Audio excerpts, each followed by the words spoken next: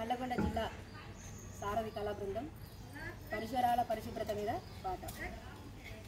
పరిశుభ్రత లేకుంటే పాడవు నీ ఒళ్ళు, అది పాటిస్తే మనకు కలుగుని సిరిమల్లు.